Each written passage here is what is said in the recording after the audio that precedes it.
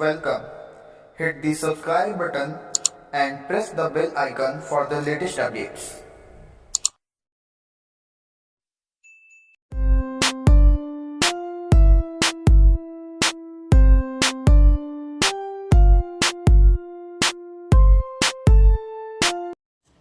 Avinash classes में आज का टॉपिक है न्यूक्लिक एसिड।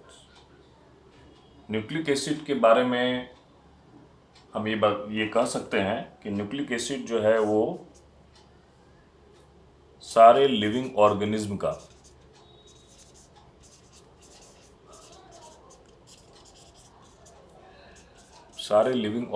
का बिल्डिंग ब्लॉक है।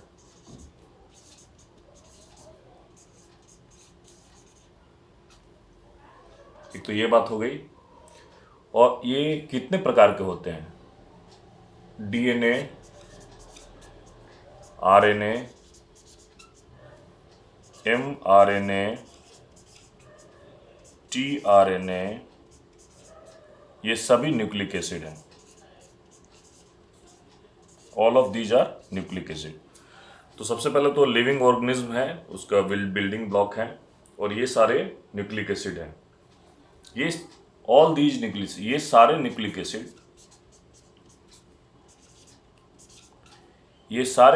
एसिड मिलकर सेल को रेप्लिकेट करते हैं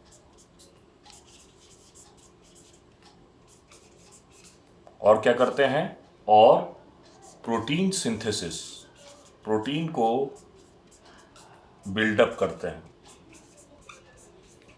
ये जितने भी न्यूक्लिक एसिड है, मतलब डीएनए, आरएनए, एमआरएनए, टीआरएनए, जितने भी न्यूक्लिक एसिड हैं, उन सब का प्रोटीन सिंथेसिस में फंक्शन है और सेल को रेप्लिकेट करने में फंक्शन है। अब हम थोड़ा सा जानेंगे।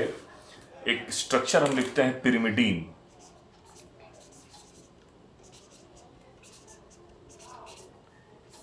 पिरिमिडीन का स्ट्रक्चर क्या है? पिरिमिडीन का स्ट्रक्चर है ये।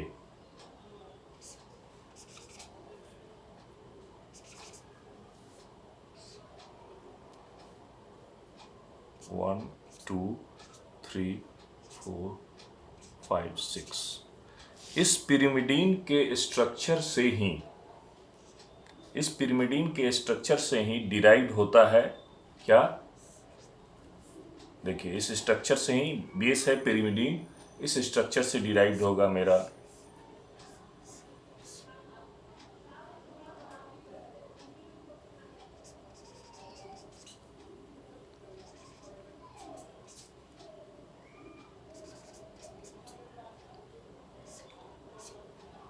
इसको हम बोलते हैं साइटोसिन। और इसी पिरिमिडीन के स्ट्रक्चर से डिराइव्ड होगा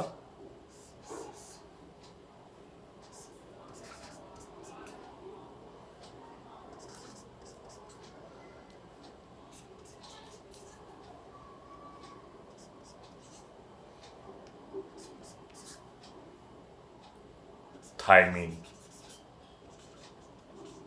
अभी इससे डिराइव कैसे होता है? बेसिकली ये जो देखिए एन है और ये एन है, यहाँ भी एन है, यहाँ भी एन है, तो ये 2 एन होना चाहिए।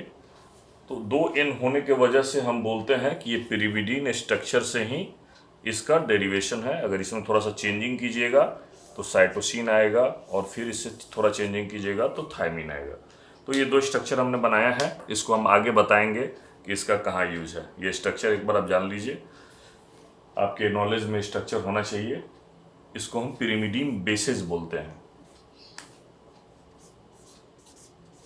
Pyrimidine bases. बड़ा लिख रहा हूं, छात्रों को समझ में आए।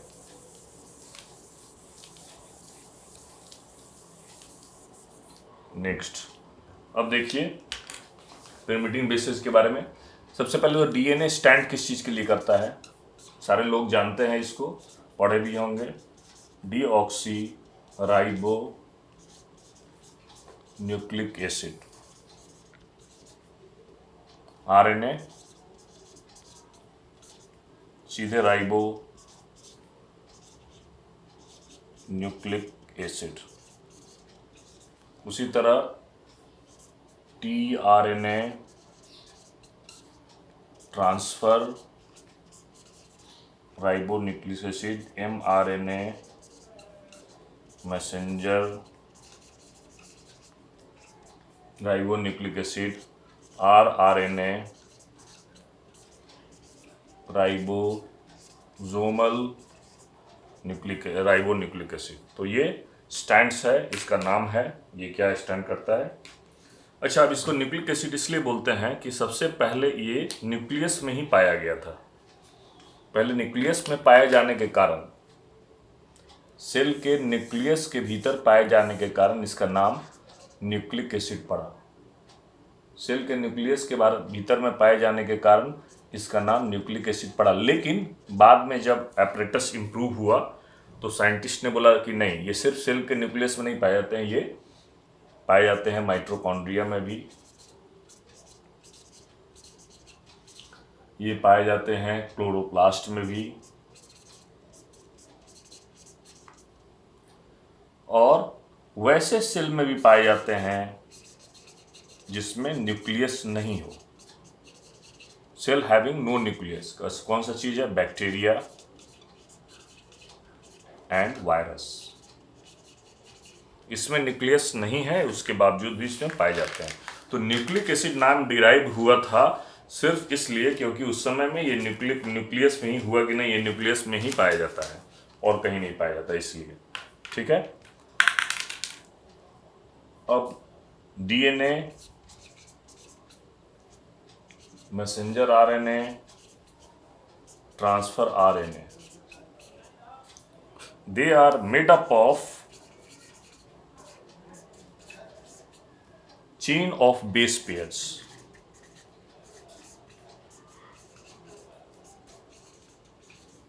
Made up of chain of base pairs of nucleic acids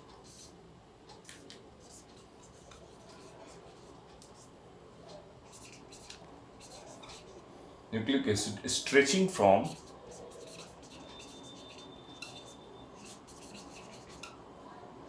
as few as 3 to 4 millions। ऐसे बेस पेयर का ये चेन है। अभी हमने उसमें से एक बेस पेयर आपको बताया, पिरिमिडीन बेस, वो दोनों पेयर में रहते हैं और वो 3 से 4 मिलियन तक स्ट्रेच करते हैं। इस स्ट्रेचिंग के चलते, इस बेस पेयर के चेन के चलते न्यूक्लिक एसिड का शेप क्या हो जाता है? तो when those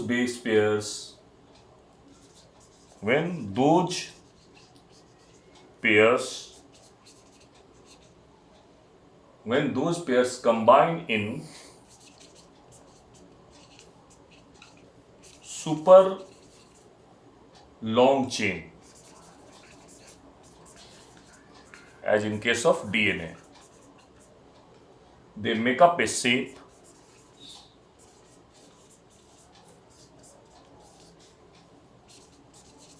called double helix। वो एक चेन बनाते हैं और जब लंबा चेन बनेगा उस बेस पेयर का, बहुत लंबा चेन, तो एक स्ट्रक्चर बन जाएगा, उसको डबल हेलिकल स्ट्रक्चर या डबल हेलिक्स स्ट्रक्चर करते हैं। वो कैसा होता है? Like a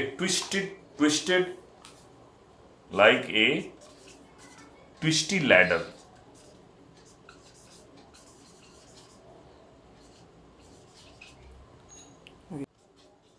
The base pairs are rung, RUNG। वो जो ट्विस्टेड लैडर होता है, उसका जो बीच का जो पार्ट होता है इस तरह से, उसको हम रंग बोलते हैं। अभी हम आपको एक फुटेज प्रोवाइड कर रहे हैं कि किस तरह से इसका शेप है। ये जो हमने आपको बताया उसके लिए एक फुटेज दे रहे हैं, double helical structure like a twisty ladder. इस आप फुटेज से आपको समझ में आ जाएगा कि उसका स्ट्रक्चर एक्चुअली होता कैसे है। ठीक है, तो आप उस फुटेज को एक बार देख लीजिएगा। अब छोटा शॉर्टकट में बताएं हम इसका फंक्शन क्या है। इसका फंक्शन भी हम बताते हैं। सारे लोग जानते हैं डीएनए का आनुवांशिक से रिलेटेड फंक्शन है, ये जेनेटिक कोड को कैरी करता है। तो उसी के रिलेटेड हम आपको बताना चाह रहे हैं कि DNA holds your genetic information. Genetic information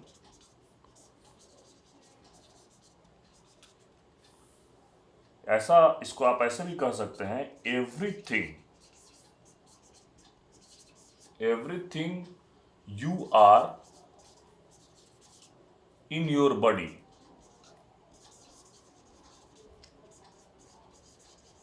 is encoded in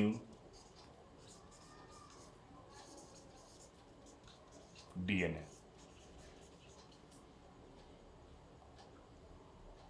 Found in cell.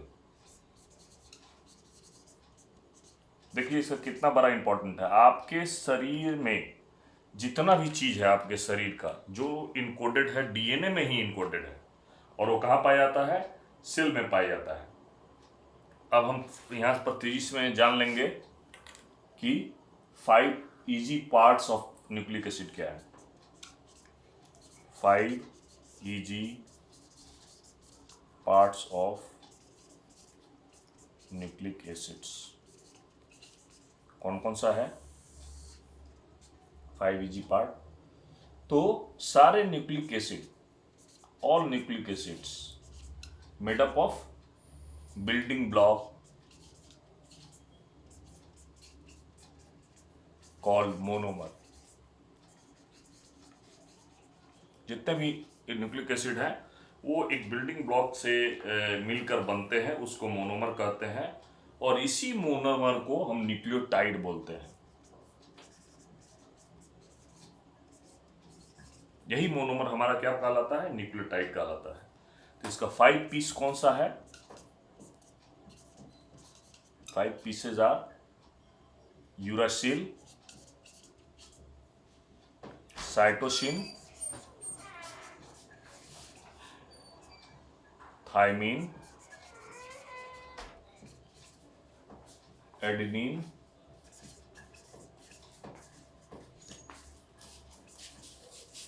Guanine. ये इसका 5 पार्ट है, uracil, cytosine, thymine, adenine, guanine. ठीक है। इसको अब ये सब क्या है? जैसे हमने आपको बताया अभी 2 पिरिमिडीन बेस के बारे में बता चुके हैं। अब हम एडेनिन गुआनिन जो है वो प्यूरिन बेस है। तो पहले प्यूरिन का बेसिक स्ट्रक्चर जान लेंगे कि प्यूरिन है क्या। प्यूरिन इस तरह का बेस है।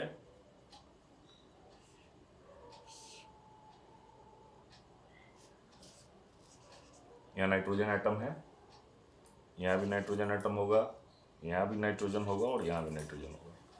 ठीक है। तो प्यूरिन इस तरह का बेस है। यहाँ डबल बॉन्ड है, यहाँ डबल बॉन्ड नहीं है। यहाँ H लिखेंगे हम। अगर नंबरिंग करते हैं तो इसका नंबरिंग होगा 1 2 3 4 5 6 7 8 9। अब इसी में थोड़ा चेंजिंग करेंगे। ये प्यूरिन बेस हुआ, इसी से बना है, इसी प्यूरिन से बना है क्या? एडेनिन और गुआनिन। क्या है एडेनिन?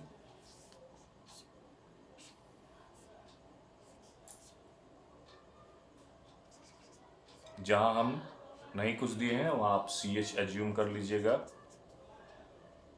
जो स्टूडेंट्स केमिस्ट्री के नहीं हैं उनके लिए है ये, वो CH अपना एज्यूम कर लेंगे। और जो केमिस्ट्री के या साइंस के स्टूडेंट हैं उनको पता है कि इस स्ट्रक्चर का मतलब क्या है। तो यहाँ ये हो गया एडेनिन और गुआनिन। गुआनिन इस तरह से हो जाएगा। ये 5 कार्बन एटम है, नाइट्रोजन यहाँ है NH, डबल बॉन्ड N, यहाँ double bond O, NH, NH2N। ठीक है। ये हो गया आपको गुआनिन। तो एक स्ट्रक्चर को इसको आप ठीक से ध्यान से देखिए। ये एक एडेनिन हुआ और एक गुआनिन हुआ। अब थोड़ा सा और इसके बारे में बात करके इस क्लास को ख़त्म करते हैं, इस लेक्चर को।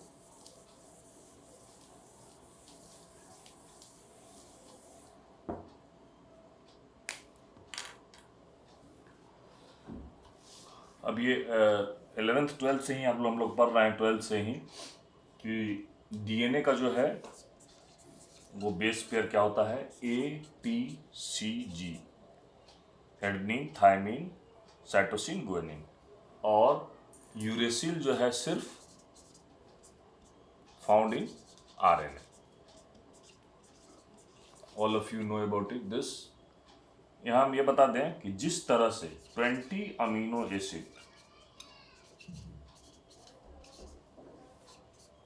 जरूरत है हमारे शरीर को सरवाइव करने के लिए, उसी तरह से ये 5 न्यूक्लियोटाइड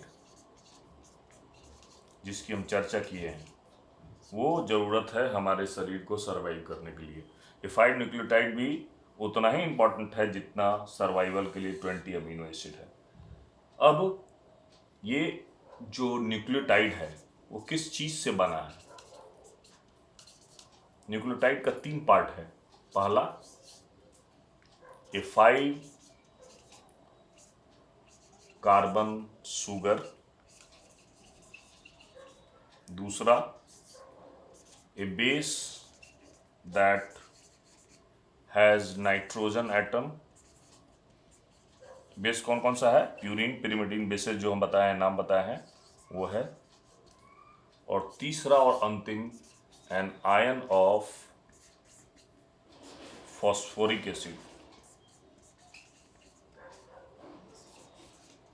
फॉस्फोरिक एसिड आयन है जिसको हम फॉस्फेट बोलते हैं. फॉस्फेट को कैसे लिखेंगे? PO4 3-. तो ये 3 चीज से मिलके न्यूक्लिक एसिड न्यूक्लियोटाइड बनता है. और अगले वीडियो में इसका हम दूसरा पार्ट डालेंगे, स्ट्रक्चर ऑफ DNA और RNA, और उसके बारे में बृहद बताएंगे. अभी जो आज के क्लास में इतना काफ़ी है. इसको आप ढंग से पढ़िए, बार बार देखिए, रिपीट करके, और नोट्स बनाइए और समझने की कोशिश कीजिए. Thank you.